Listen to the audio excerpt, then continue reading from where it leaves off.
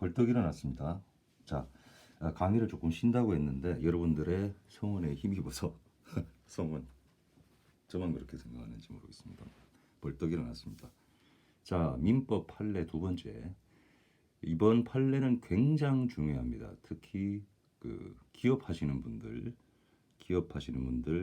소상공인들, 하여튼 주식 관련해서 관심 많으신 분들은 반드시 귀를 기울여 주시기 바랍니다. 상법하고 상속법, 증여세법 한꺼번에 해결해 드립니다. 판례로. 자, 대법원 2017 3월 23일 선고 2015-248-43432 전원 합의체 판결입니다. 이 전원 합의체 판결이라는 것은 대법원의 견해를 종래법과 변경을 할 때 또는 상징적인 판결을 내릴 때 전원 합의체 판결을 내립니다. 말 그대로 대법관 전원이 참여하게 됩니다. 원래 대법원 판결이 대법관님 전원이 참여하지 않습니다. 그런데 중요한 이슈에 대해서 재판을 하실 때는 전원 합의체라는 걸 구성하게 되어 있습니다. 법으로 그렇게 규정되어 있죠. 자, 본 사안은 판례의 사실관계를 사안이라는 표현을 많이 씁니다. 주식에 대한 것인데 주식에 이런 경우가 있어요. 우리가 주식은 상법에 이렇게 되어 있습니다. 주식을 이전하려면 주식의 권리를 주주권을 이전하려면 주권을 교부하고 또는 주권을 교부하지 않는 경우는 일반 채권 양도의 방식을 따릅니다.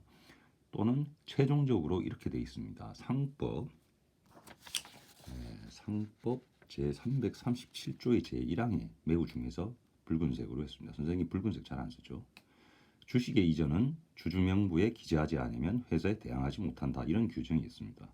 이 규정의 해석을 둘러싸고 대부분 판례가 바뀐 겁니다. 종래와. 이런 경우가 있습니다. 주식의 경우에 단순 주식을 차용하는 경우, 주식의 명의만 이제 빌려주는 경우가 있고, 그다음에 부동산 명의 신탁같이 어떠한 목적을 두고 명의 신탁을 하는 경우가 있고, 마지막으로 주식을 양도를 하는 경우가 있습니다. 우리 정상적인 경우죠. 주식을 양도를 했는데 이 양수인이 주식 대금, 주주 대금이라 그러죠. 주식의 값이죠. 대금을 다 완납을 했는데 명의만 주주 명부에 기재가 안 되는 경우가 그걸 명의개설이라고 합니다. 그런 경우에 누가 실질적인 권리자인가를 두고 다툼이 벌어지는 겁니다.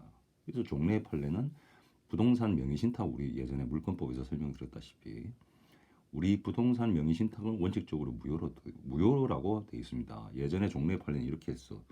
권리의 분열을 일으켰죠.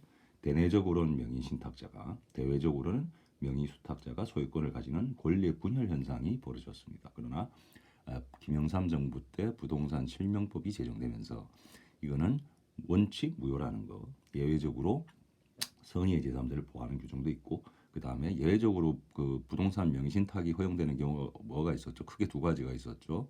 배우자 간의 탈세의 목적이 아닌 배우자 간의 명의신탁이라든지, 그 다음에 종중의 경우에 어떤 대표자를 두는 명의신탁이라는 경우지. 요 두 개지 정도에 한해서 유효를 인정하고 나머지는 금지를 시키고 있습니다. 자, 주식도 부동산 비슷무리하죠.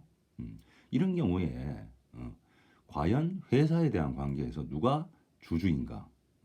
명의개설은 안 돼 있고 말이죠. 그래서 제가 비교를 친절하게 해놨습니다. 단순 대여자가 명의신탁자가 양수인이 요 세 명의 공통점이 뭐야? 본인 이름으로 명의가 바뀌지 않았죠. 자, 그 다음에 주주명부에는 단순 차용자가 있고 명의수탁자가 있겠고 양도인이 있습니다. 이 사람 특징이 뭐예요? 세 명 다. 본인 이름으로 돼 있어. 근데 실질적으로는 또 주주가 아니야. 그죠? 자, 좌측의 세 명, 그다음에 우측의 세 명, 누가 주주인가라고 싸움이 붙어서 대법원은 뭐라고 했다? 상법 337조 제1항의 경우를 엄격하게 해석해서 있는 그대로 해석해서 다수 의견은 회사가 알았든지 몰랐든지, 선의하기가 좋다 나쁘다는 아니라 그래서 민법에서는 알았든지 몰랐든지 불문하고 주주 명부상의 주주가 주인이다라고 해서 누구 손을 들어줬어요? 오른쪽에 있는 사람들, 우파 뭐 이런 말 쓰면 안 돼. 정치 아니에요.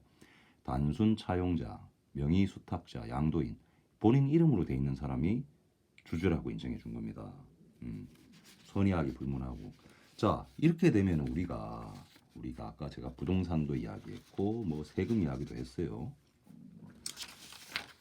비교 차트를 한번 선생님이 만들어 봤어. 공시제도라고 합니다. 우리 공시제도가 뭡니까? 공신의 원칙이 있고 공시의 제도가 있어. 뭐가 차이죠? 공시. 어떤 권리의 표상이라 그럽니다. 권리의 외면, 표시를 갖다가 거래의 안전을 위해서 특히 물권법에서 중요하다 했어.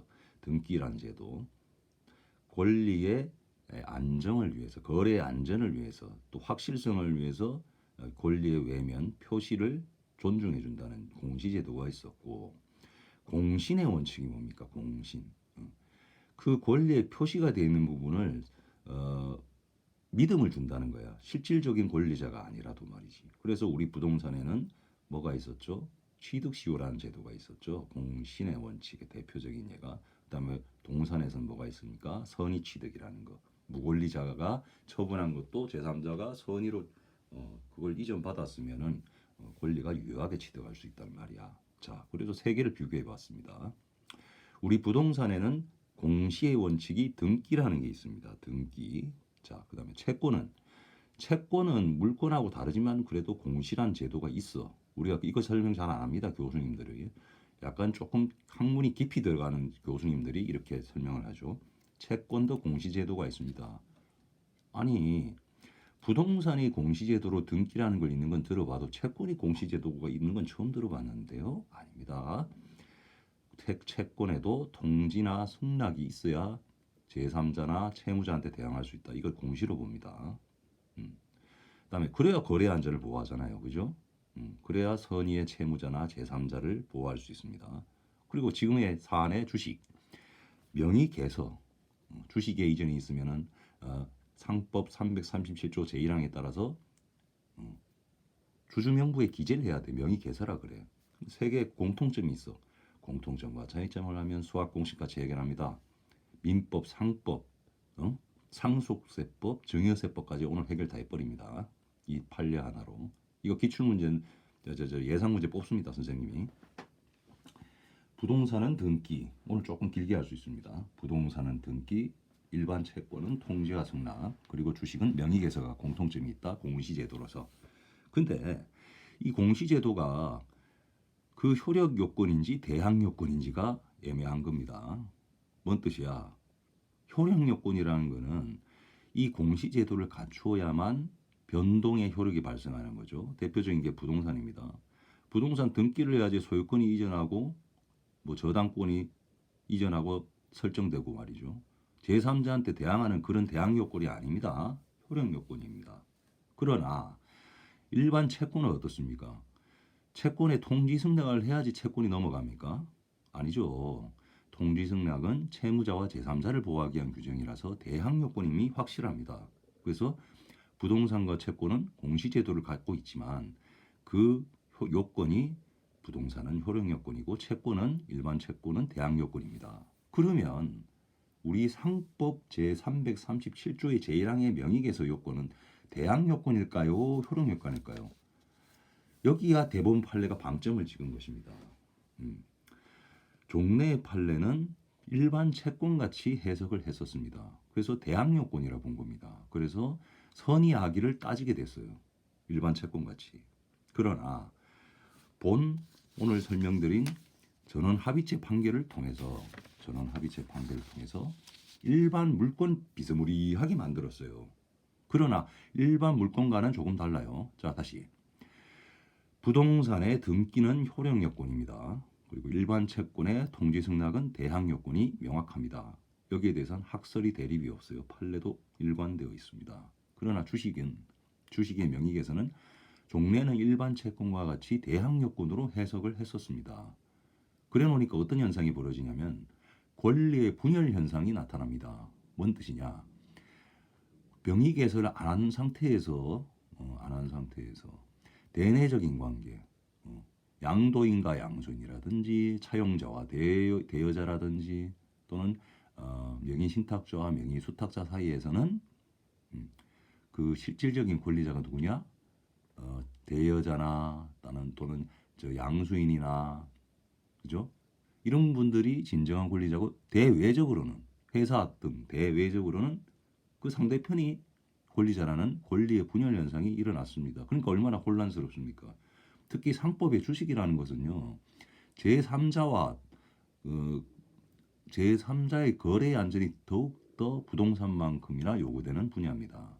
이렇게 대내 대외 권리 분열 현상을 해석을 해서는 안 되죠. 그래서 종래 판례를 폐기하고 엄격하게 해석해서 부동산 가치 대내 대외 필요 없고 주주 명부에 기재된 자만이 회사든 제3자든 권리자라고 못을 박았습니다. 그런데 부동산만큼의 효력 요건은 아니라고 본 것입니다. 왜? 엄밀히 말하면 부동산 채권 중간이라고 보시면 돼. 그래서 제가 대항요건하고 퀘스천 마크를 친 것입니다. 뭔 뜻이냐? 원칙적으로는 그 부동산 가치 해석을 합니다. 효력 요건으로 해석합니다. 원칙으로는 명의계서가. 그러나 극히 예외적이라는 표현을 씁니다. 대법원 판례가. 이런 말 잘 안 써. 극히 예외적이란 그 예외적인 경우라는 뜻은 뭐냐? 어떤 경우냐? 명의계서가 부당한 절차에 이루어지는 등 이런 표현을 써. 어떤 경우가 있겠어? 부당하게. 뭐 여러 가지가 있겠죠. 여러 가지가.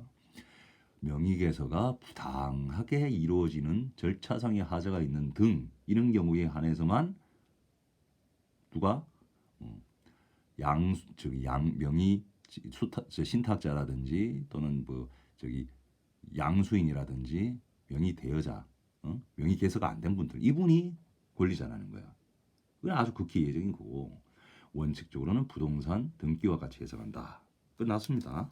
끝났습니다. 그러면 이 경우가 상속세법, 증여세법과 어떻게 연결이 됩니까, 선생님? 이라고 물어요. 자, 매우 중요합니다. 그래서 형광펜 껐어요. 이게 이제 마지막 마무리가 되겠어요. 2018년 12월 30일 날 우리 상속세 증여세법이 개정이 됐습니다. 어떻게 개정이 됐냐?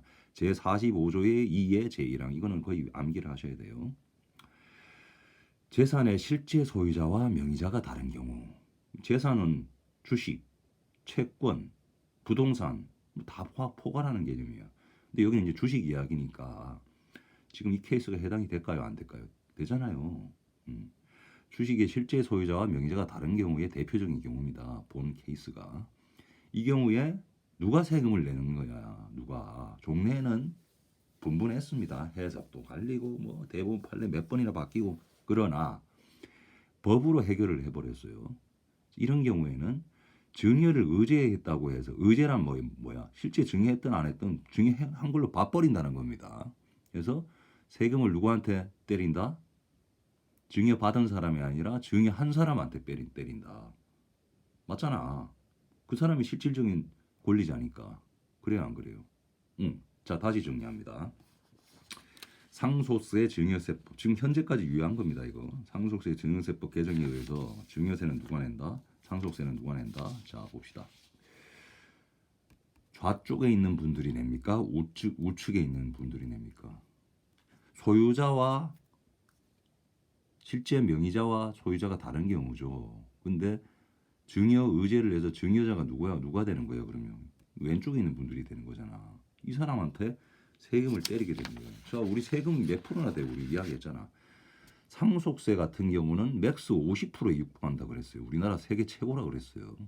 자, 오늘은 우리 변호사 시험 준비하시는 변시생들 앤드 우리 또 가업 승계를 바라보는 우리 기업가님들 그리고 주식의 개미들인 우리 주식하시는 분들 소시민들 보탬이 되는